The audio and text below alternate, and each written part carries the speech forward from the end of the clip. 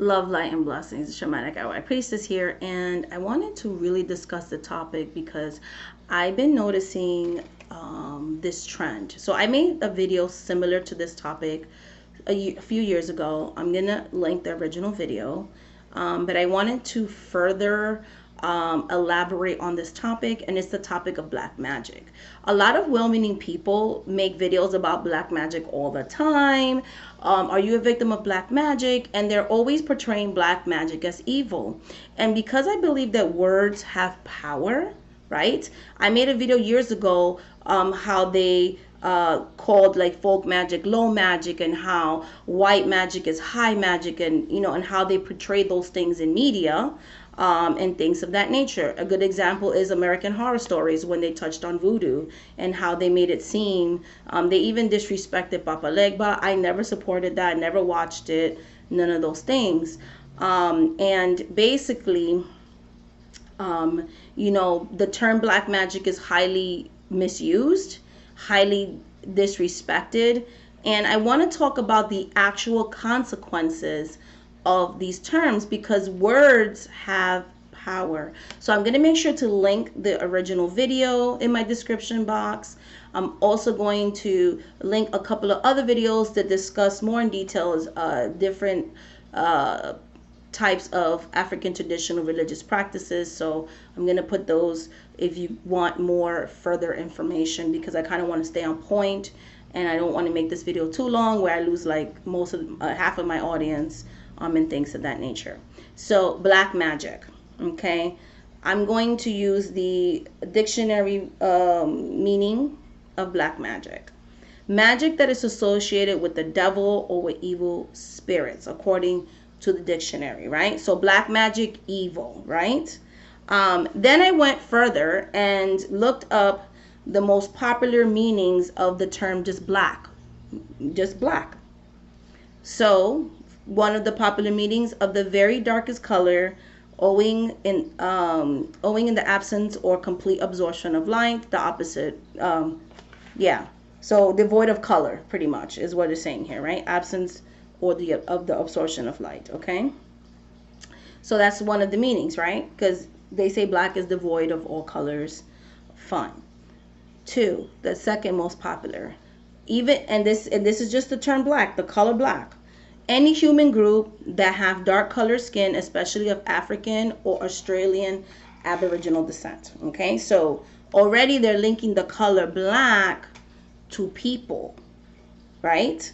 Historically, the term black magic was used during a period of colonization of brown and black people, okay, because they used to lump brown and black people into the same groups. Native Americans were enslaved, Africans were enslaved as well, and so on and so forth. Even racially mixed people were enslaved as well. And it wasn't the term black magic then, they were using the N slur. And then over time, the term has evolved into the term black magic. So already we are seeing that the term has a racist history. You could even see in a modern dictionary, right? They're relating the color black to people. Any human group of dark colored skin, especially of African or Aboriginal descent. So basically, if we put black and magic together, it's the magic of black people. That's the real definition, not anything associated with the devil or evil spirits, right? The other popular meaning of just the term black is dirty, soiled, okay, wicked, invoking the supernatural and especially the devil, hostility, angry, discontent, having dark skin, hair, or ears, okay? So they're linking evil magic to a group of people. If we look at it deeper, that's what they're doing. Now I want to compare the Webster's, because I'm getting this from the Webster's, right? The Webster's dictionary meaning of white, the color of milk, fresh snow, light. Another popular meaning, belonging to or denoting a human group having light colored skin, usually of European descent. Okay? Another popular meaning, free from moral impurity, innocent, pure of heart, not intended to cause harm. And this is just the definition of the color white, right? Conservative political outlooks. Okay? White magic is defined, okay, as magic that doesn't cause harm. Selfless magical practices. Selfless magical practices, right? So I wanted to put that into context. Notice the differing definition that just by looking up the term black, if you start scrolling down into the definitions, you get into some really offensive things. Because I didn't look up the word black people, I just looked up the term black. So anything associated with black evil, everything associated with whiteness, purity, free of sin, wonderful virginity, innocence, all the things that I found on there. Okay? Now, a lot of times you'll see a lot of spiritual practitioners talk about the burning times. And yes, there were witches that were killed in Salem, okay? And all these things. But what they fail to talk about, what they fail to address a lot of the times is how one of the first people that were accused of witchcraft was Tituba, a black servant of mixed race. She was part black, so part African of descent, and also of Native American descent, so pretty much me, okay? And they said she came from the West Indies, so she came from the Caribbeans, okay? And she practiced magic, she did. And she was literally accused of witchcraft. She died in jail and things like that. They said she was even erased from historical records. It's like there were black people dying in the Salem trials and they were erased out of history. Because most of the time when you think of the Salem trials, you think of people of European descent, right? There were 25 people that were killed around the time of Tituba, okay? Which again, people are always talking about the burning times. But if we're being honest, in modern day witchcraft, people in America and other places aren't in as much danger anymore, right? We don't really have the burning times for people that practice Wicca like that, right? However, the burning times never ended because of the misuse of black magic. People around the world, predominantly in black countries, are dying at an astonishing rate. More than in the times of the burning times of the Salem witch trials. As a matter of fact, according to some data, in 2010, after the earthquake in Haiti, when Pat Robertson said that Haitians made a pact with the devil, and that God was was pretty much punishing the Haitians for practicing voodoo, okay, a 7.0 magnitude earthquake that killed thousands of people. He blamed the very people that were literally just a victim of pollution, okay, generational poverty because of the colonization, the illegal occupation of America, the French that made them pay reparations. They literally paid reparations to their former slave masters. That to this day still has consequences in Haiti. All right? 45 people were killed for practicing voodoo. They were lynched. They were set on fire with machetes. And these weren't criminals that did it. No, no, no. The movement was led by a Baptist minister who said, we also blame them for cholera. And the time of voodoo or black magic in Haiti is done. Okay? In 1986, priests of the Roman Catholic Church smashed the voodoo temples, burned drums, vessels, potions, and their crosses, and killed and lynched 100 Hugans and Mambos. In 2010, when 45 black people, black Haitian practitioners, were killed by Christians, doctors, medical staff refused to give them care, claiming that they did not want to save the lives of those that practice, again, black magic. Okay, Reverend DeLuz Lewis in Port-au-Prince in 1986, and a Baptist minister said they were happy that this happened. The reporters that reported on this said there's an actual inquisition going on in Haiti.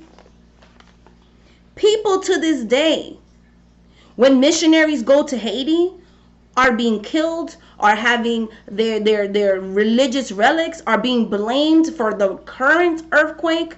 There's such a lack of empathy a lot of times for people who practice black magic, which is literally the magic of black people. Our shamanistic, ancestral, birthright magic. They can even trace the beginning of witchcraft to Africa, the cradle of human existence, where the first humans lived and came from, and were being killed for it. This is why I'm such a strong proponent in the protection, in the preservation, in the respect of black traditions of the diaspora.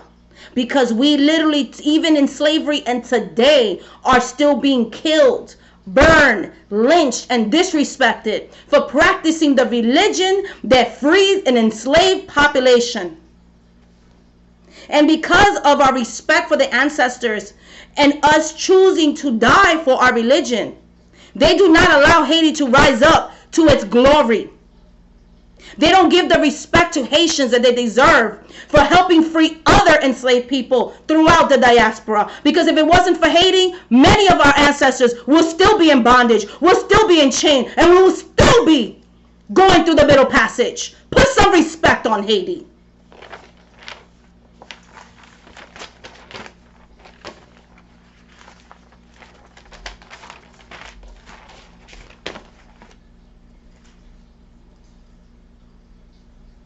So the correct term is not black magic. The correct term is when somebody curses you, hexes you, jinx you, cross conditions. Okay? Hexed means calling upon supernatural powers used to cause unpleasant things to happen to a person. Jinx means to bring bad luck to someone. Cross means basically giving someone the evil eye. In Africa, they did a survey and a study. 479 people, okay, in Tanzania were killed and burned being accused of witchcraft within a year at one time. So using the term black magic has deadly, deadly consequences when that term is misused, because it is rooted in white supremacy. It is rooted in the oppression of black and brown people. And it's so sad that this whole divide and conquer has actually infiltrated within my own community, that we are using that on each other. We are making the word black seem evil by using the term black magic. And I will not do that. I practice black magic. I practice the magic of my indigenous and African ancestors. Okay?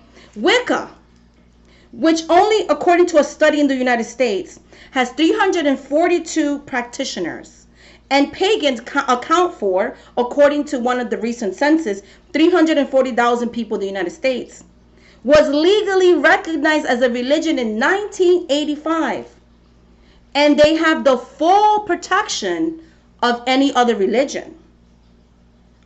Meanwhile, 100 million people in the United States alone practice Santeria, a African traditional religion of the diaspora. And they had to go to the Supreme Court in 1987 because Santeros are being arrested to this day, even though we're supposed to be protected. Since the Supreme Court ruling that animal sacrifices cannot be deemed illegal, there are still practitioners being arrested in the United States, killed throughout the world for practicing our cultural practices. So when we are picky about who we let in, when we are picky about me not showing my altars, me not doing spells on my channel, me not giving my recipes on an open platform, it's because my ancestors died for this. My ancestors died for this. Everybody wants our rhythm, but nobody wants our blues. Everybody likes our culture. Everybody likes our practices. But do you want the stigma, the oppression, the everyday survival that goes with practicing these things? Are you going to march with us? Are you going to be there for us? Are you going to stand up for Black Lives Matter and for the freedom for Black witches to practice throughout the world? Where is the outroar, the outrage for how many brown and Black people are demonized, taken away from this platform, our history erased?